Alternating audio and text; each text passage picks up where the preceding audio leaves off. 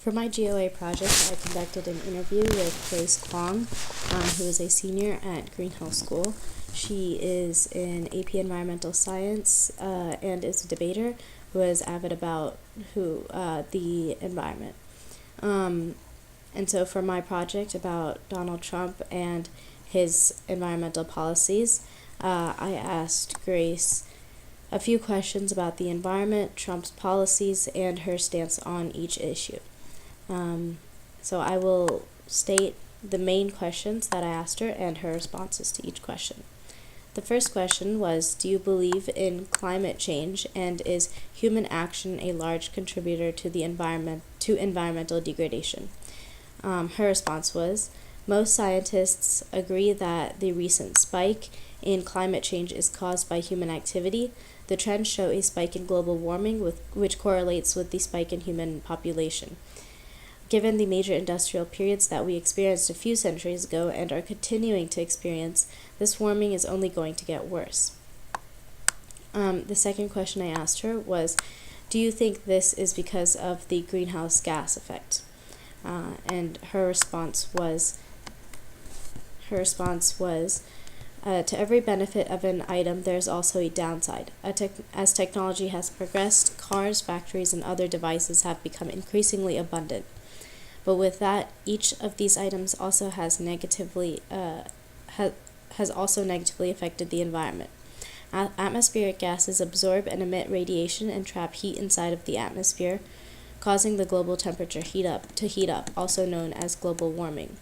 Many of these different technological devices have further progressed the effect of the greenhouse gases and further increased global warming at an alarmingly fast rate.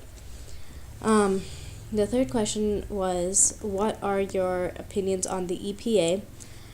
Is this a waste of government funding or a necessity? Her answer was, the EPA works to protect the environment and places checks for businesses and private companies. She thinks this is necessary because, above all else, the environment is a shared problem that affects each person. Additionally, environmental problems don't affect every individual in the same manner. The people that are in third world countries or in worse living environments are disproportionately affected by these challenges because they don't have the same access as major business tycoons or very wealthy individuals. The EPA works to combat these differences. For example, the Keystone Pipeline would have been horrible for the environment, and this was a major issue for the EPA. Even though it would have helped many business individuals, it would have hurt the majority of individuals in the long run. Something to add is that in debate, this was a major topic for Grace, and so she worked out what the implications of the Keystone Pipeline would have on the environment and what those implications were through an environmental lens and also a government lens to see how it would have actually played out in a real-world scenario. The last question, the last main question that I asked her, was, are environmental policies and groups a zero-sum game? So does funding for the environment trade off with other issues such as the economy or jump-starting jobs, both of which are major issues for the President-elect Donald Trump? Her response was, I don't think it is a zero-sum game in the sense where investing time in the environment will mean that the economy tanks or unemployment rates will increase. She says, yes, more funding will go into the environment and some of that money will have to be taken from other sources, but it is by no means a zero-sum game. Also, investing in the environment is investing in the future. We cannot have a successful future without focusing our energy and time on saving the environment. Donald Trump and his team won't live to see the negatives caused by humans on the environment, but it will be something that future generations will have to deal with, and at that point, it might be too late to stop the effects of global warming. So overall, Grace Kwong believes that sides with the anti-Trump policies regarding the environment.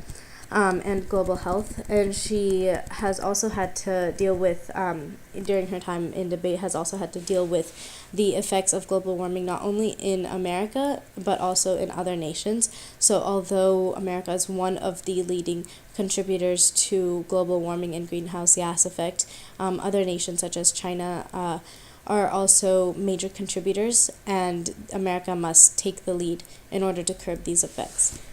And this is my interview with Grace Kwong, and that concludes the major points of discussion that we talked about.